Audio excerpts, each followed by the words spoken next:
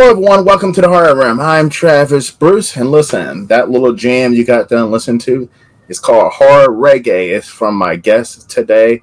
He's a musician as well as he's a composer and a huge horror fan. I have with us today Tim Whiteford. Tim, welcome to the Horror Room. Thanks so much, Travis. Glad to be here. It's a pleasure having you on, brother. Pleasure having you on. By the way, that song is very catchy. Tell us a little bit about that song. It kind of speaks for itself. It's like two of my favorite things are horror and reggae. So I've combined them together to try to create my own genre of music, I guess, if you will, and call it horror reggae. So that song kind of is the theme song, if you will, to that. And I fucking love it because I love reggae and I love horror as well. And whoever thought to combine the two together and make horror reggae music? Now, how long have you been doing horror reggae? Well, I've been playing reggae music since like 1999, and I've been a horror fan since I was a little kid in the 80s. So it was around the pandemic, when things got shut down because I'm a working musician. I play gigs, I travel around, play locally, and go out on the road as well. And once COVID hit, everything changed for that. I didn't have a gig for like 18 months. So I was sitting in my house and in my own home studio, writing and recording music. And I wasn't sure what I was doing at the time, where my direction was going. And I had one song that kind of just got me on that track. And I was like, I'm combining horror elements and reggae music. And it seemed to work really well, and so I kind of just rolled with it from that point on. So that was about 2020 was when I first started recording horror reggae. And as I was listening to your music, I automatically thought to myself, boy, this music would sound so good in like the Evil Bong soundtrack. Have you watched any of the Evil Bong movies? I have, yeah. Oh, that would be awesome. If they make another one, I'd be right there. Have you thought about contacting them, the guys in the full moon? No, I haven't. Oh, you should, man. They would be all over that. That would be great. No, I do have some songs off my previous album that are going to be in a movie that's coming out, I think, later this year, if not early next year. And it's called Moon Rocks. It's by David Rodriguez is the director, and it's a stoner sci-fi adventure. So love it. He and I connected, and I was like, hey, I've got some horror reggae and he's like, this is great. I've got a stoner sci-fi movie. Let's put it together. So there's going to be a couple tracks in that movie. And I'm really looking forward to that. Love it, man. And listen, we're 420 friendly over here at the Horror Realm. Right on. Now, marijuana and reggae have always went together. Why is that? I mean, it's that laid back feeling, I think, feeling irie, as they used to say, and that's what the music really, I think conveys as well, reggae music is just such feel good music, but aside from that, it's like, there's a lot of elements of like punk rock, I think, that came from reggae and the ideals of reggae. And so like, I think that was such an easy combination in like the 80s when like the, two-tone music came out of England, with like bands like the Specials and the Selector and stuff like that, who started combining punk rock and reggae too, which that's a whole nother, side of it. And probably one of the most famous rock groups that came out, that, had so much inspiration from reggae were probably Sublime, who came out in the 90s. Absolutely. And they definitely used that mellow reggae theme in a lot of their music. Yeah, for sure. And there's a lot of other, there's been reggae in horror for a while too. It's like, look at the movie Popcorn. I don't know if you're familiar, there's reggae music all throughout that movie. And in fact, that movie was filmed in Jamaica, so I feel like there's been a connection in and out of it, for a long time too, back to like there was that song "I'm a Dracula," who I'm forget it escapes me now who wrote it, but this was like we're talking late '60s, early '70s reggae that came out of Jamaica, you know. So I feel like there's, you know, it's been waiting to happen, you know, for a long time to really, you know, combine these two great art forms, you know, that I think have a lot more in common than people realize. I agree. I agree. And I listen. So I'm a huge '80s. I grew up in '80s. So born in '80s and grew up in '80s. So I'm a huge '80s horror fan. And one thing I say all the time: soundtracks and movies always went together. Oh yeah. When like you have a good movie with a good soundtrack, it was so important. And then something happened. I want to say probably in the early 2000s where music was not part of movies in general anymore. Right. Yeah. I think, you know, and I find that in modern movies a lot. I feel like there's Yeah, a lot of people aren't utilizing music, you know, as much as they could, you know. I mean, there's still great, you know, scores being written all the time, but I feel like there's a lot of stuff where I'm like, you know, they could really use it for atmosphere more than they do, you know. exactly. Because like music, I mean, you get a good track on with some actual vocals and everything, it can help build up the theme. And I mean, one of the movies I say a lot that like the music carried that movie and it put you in the atmosphere was The Crow, the original Crow. The music and the soundtrack and it was so fucking powerful. And like, you know, when you heard the what was it, the Nine Inch Nails, Yeah. and like when you heard that, you knew that the Crow was about to go fuck somebody up. Right. Yeah, Oh as soon yeah. as you heard that riff. And yeah, oh, that's a great example. And there's so many, you know, movies like, you know, Nightmare on Elm Street, you know, like that whole Mm-hmm. score is like, it's like one theme, you know, that everyone knows, but it's like laid out, you know, throughout different elements. So like the whole score of that film, there'll be something going on, but then it goes back to that theme just Yeah, subtly too. And it's like, you know, yeah, things like that are just, you know, like you're saying, really can make a movie. I don't think people, you're not all your average viewers realize, you know, what a, you know, big part the music plays in telling the story, you know. I agree. And one horror, it wasn't taking place in the whole series, but you look at the early Halloween movies, and even with the Daniel Gordon Green remake ones, which I wasn't a huge fan of them, but I did like the score where you had the ding ding ding ding. But then we heard that a swipe across the keys, you knew that Michael Myers was behind somebody. You knew Oh yeah. the worst was going to happen, and that would have the fucking hairs Yeah. on my fucking body fucking sticking up when I would hear that swipe across the fucking keyboard. Right. I love that stuff. And like think about like the Texas Chainsaw Massacre, you know, what a Hmm. weird score, you know, there is to that movie. When you think of the beginning of that movie, it sounds like someone's just clanging on pans and cans and things, you know, and it just sets that really eerie atmosphere, you know. You're like, I don't know what's gonna happen here, you know, this, but it doesn't seem like it's gonna be good. Now, by being a musician and a horror fan, was it bound to be that that you were going to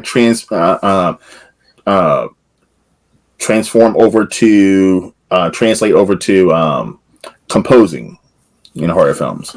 I mean, it was never anything that I really intended to do or really didn't have any, you know, interest in it for a long time. And like I said, I've been playing as a live musician for so long, and you know, all of a sudden I've got a family now, you know, and here I am, especially when COVID hit and I'm stuck at home. I'm, you know, left to my own devices. I'm like, what am I going to do? I can't be out performing anymore, you know. I mean, and there was a time during the pandemic when it was bleak for a lot of people, and myself included. I was like, I don't know if I'm ever going to play a gig again, you know, like it was very uncertain times, like what's going to happen. And I really just started thinking then, like, what else do I want to do with music? And here I am in my room, you know, in my studio, like coming up with stuff. I'm like, well, this is a route I've never gone down. And it really took, I entered a scoring contest in 2020 called Score Relief. And it was like an international scoring contest, and they gave you a short cartoon movie, and you had, there was no score, so there was just no music. So I had to there was no dialogue. It was like a really short little film, animated short, and I was like, this is really cool. Like, and I got super into it, and I scored the whole thing, and I really enjoyed doing it. I thought it went well. I didn't win, but I submitted it, and I was, look, I got a lot of views on it on my YouTube channel. People were like, this is great, and even since then I've shared it. Looking back, people are like, man, you should have won. That was great. I think, but I learned a lot from it. I don't think I should have won, but they probably made the better choice by whoever they chose. But, it was at that point, I'm like, man, I could really get into enjoying doing this, and it took me on a whole new path from there. Love it, man. Love it. Now, when it comes to music and getting your music out there, a lot of indie artists they're steering over to YouTube of all places to put their music out there. Right. So tell us a little bit about, has YouTube been, tell us some positive things about YouTube that you've experienced when it comes to getting your music out there. Oh, it's definitely been great for just, getting it out there to people that wouldn't hear it, coming, especially from a live musician standpoint. I mean, when the internet, took off, it's like, wait, we don't have to just sell CDs at the gigs anymore. Like, people can it other ways, like, this is, it's groundbreaking stuff. But yeah, with YouTube the same way, like, I've had some, people hear my stuff that wouldn't have heard it, and and now a lot of mediums, people use YouTube for other things now, for like submitting. I submitted an application for a job that they wanted a YouTube link to the music that you create, so it's pretty, it's pretty, integral now to have to use it for, a lot of different things, and that was a really cool experience. I applied for a job, talk about not really having much experience in, film. And I saw a job posting. It was just publicly posted for a little horror documentary series called In Search of Darkness. You may have heard of it because they're all over Shudder. They got the 3 first movies that cover the 80s and stuff.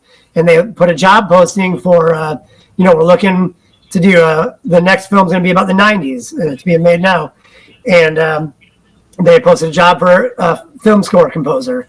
So, I got on the link, and it's like, here's a quick rundown. They gave you like a little briefing of what they wanted. And it was, which was really cool. It's like, we want, it's got to sound like the 90s. So they want like a moving bass line, like this Nirvana song, and heavy grungy guitar tones, like this Pearl Jam album. But then we want horror elements, like the really melodic Candyman piano, melody, and things like that. So I got on there, took all that stuff and absorbed it, and tried to come out with something. I was like, this is what I'll come up with. It'll be, it's what I sound like. It's my interpretation of all those things, and I just did it on a whim. I was like, this is cool. It's an open job application. I'll send it in. I'm like, they'll never hear it probably, or whatever, but I really put a lot into it. I was like, this is, because I had so many ideas just from their short briefing. I was like, oh, this is great stuff for me to just, practice my chops on. And about 3 weeks later, I got an email, surprisingly, and they're like, hey, we want to interview you for this job. I was like, no way. I can't believe, that I even, they're like, you made the short list. And so I ended up interviewing with David Weiner, who makes the In Search of Darkness films. And we had a great interview, and he told me then that there was about 125 applications, and they did 5 interviews, and I was one of them. So I had this good interview, and and leading the interview again, I'm like, it was good. I'm like, but I'm not going to get this job. All along, I'm like, I've kind of had that, going back to my reggae punk rock, attitude of like, I kind of don't give a shit about what I'm submitting. I mean, of course I do. I care deeply about it, but I had to tell myself, I'm like, what, I'm not going to get this job. Screw it out, whatever, I'll submit it, and like, with the attitude of like, I don't care because it's not going to be a thing. It's just I did it, and there it is. But sure enough, I got an interview, and inevitably I did not get the job. But I got a real nice email back from David saying like, thanks so much for your enthusiasm. Like, he gave me so many compliments on the track I sent them. They're like, said I really nailed what they were looking for, and they said it really stood out to them, and like, we're going to keep you on the short list for other projects in the future. And so, it was beneficial for all those reasons. And like, just the experience of talking with those guys and getting that inspiration to write this track, and a lot of my friends are like, oh man, really sorry you didn't get that job. Like, it must be a bummer. I'm like, it was kind of relieving in a way because it seemed like a lot of pressure. I'm like, but in the same time, I'm like, man, this is like, now I kind of feel like, all right, I could probably do this. Like this is, I guess it's the real thing. Maybe I could, write film scores, and so that was, just really inspiring, I love it, man. Listen, I love to hear any indie creator, and especially in the horror, at least chase their dreams. You know what I mean, and get those opportunities. But right. I mean, this channel came. This is a post-COVID channel as well. I was pondering for years. I said, "Fuck it, I'm gonna finally fucking do it." A little bit over a year ago, and like it's. I mean, it's for me. Listen, if I get 1 million subscribers, that's great. You know what I mean?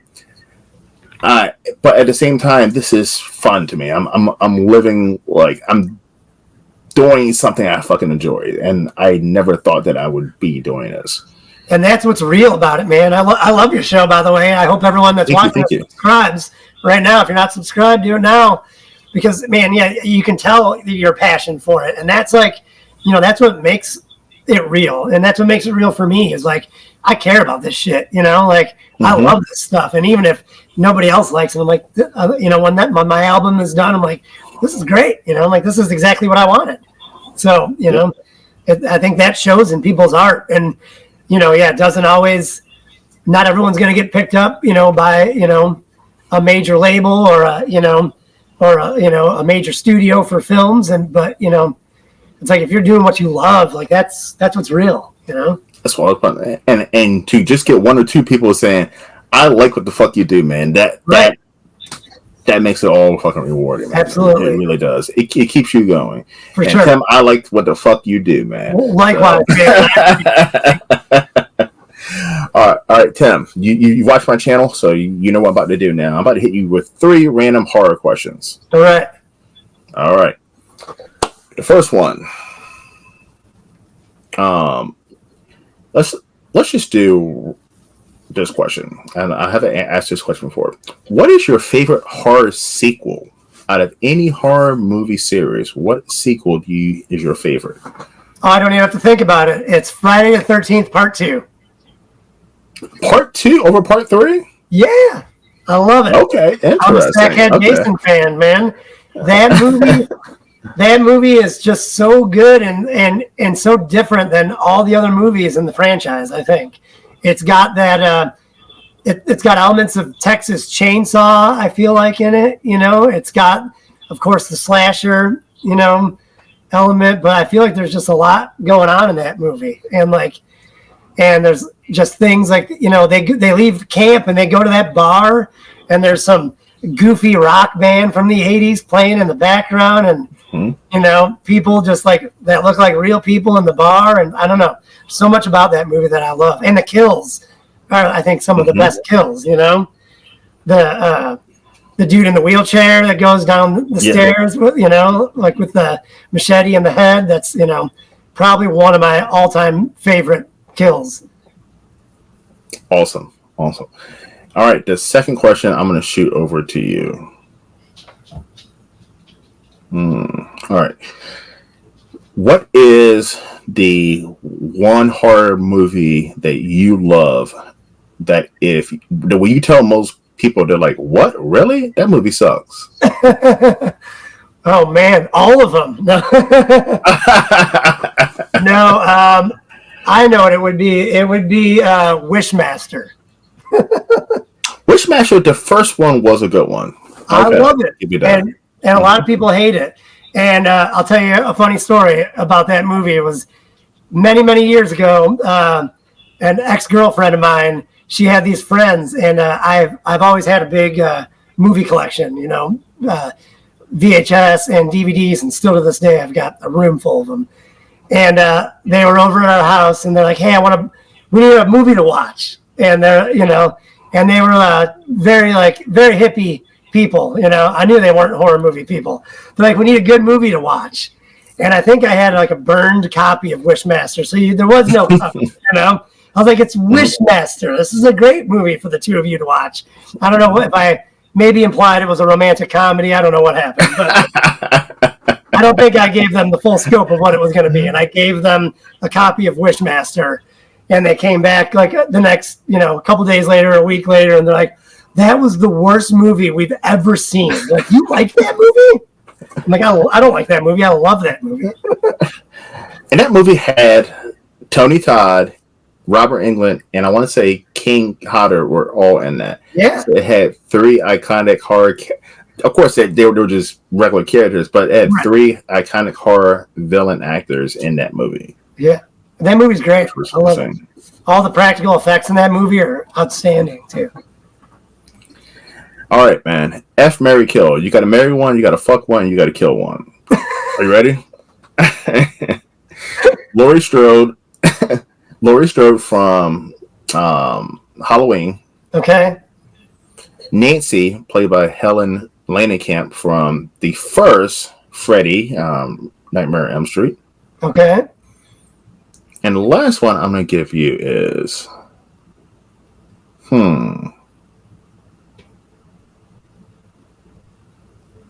Okay, I'm going to give you... Let me think of someone. Hold on, shit. I'm usually good at popping these off my fucking head. Okay. Sydney, played by Nev Campbell from Scream. Dang. This is tough. Well, I'm married, so this is all hypothetical, honey. If you're watching. Yes, this is hypothetical. Say marry one, fuck one, and kill one? Yep. All right. Well, I'm going to go with... I'd have to kill Laurie Strode because I feel like I'm in the majority of people that wanted to see Michael win in the David Gordon Green trilogy, right? At the end, did we not want to see, we didn't want to see Laurie Strode kill him?